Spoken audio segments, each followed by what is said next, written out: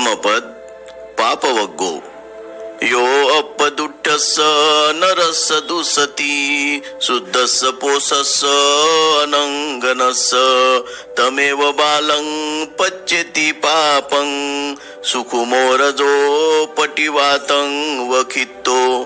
जो दोषरहित शुद्ध निर्मळ अशा माणसाला दोष देतो त्या मूर्खावर पाप उलटते, जसे वाऱ्याच्या विरुद्ध दिशेने फेकलेले रजक्कण उलटतात। अर्थक था एक शिकारी आपल्या कुत्र्यांसह शिकारीवर गेला। वाटेत त्याला एक भिक्षू भेटला। शिकायाला एकही शिकार मिळाली नाही। तो परत येत असता त्याला तोच भिक्षू पुन्हा भेटला। शिकायाला वाटले की त्याला त्या भिक्षूचे दर्शन झाल्यामुळेच आपल्याला शिकार मिळाली नाही। तेव्हा त्याने आपले कुत्रे त्या भिक्षूवर सोडले। तो निरुपद्रवी भिक्षू स्वतःचा बचाव करण्यासाठी झाडावर चढला। शिकायाने भिक्षूच्या पायाच्या तळव्यात बाण घुसवले।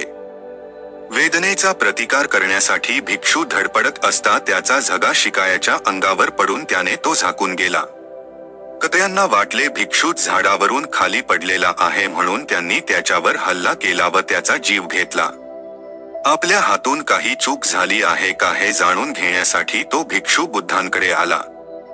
बुद्धाने त्याची भीती दूर केली आणि त्यावेळी निरपराध माणसांना जे छळतात त्यांनाच त्याचे दुष्परिणाम भोगावे लागतात असे सांगितले।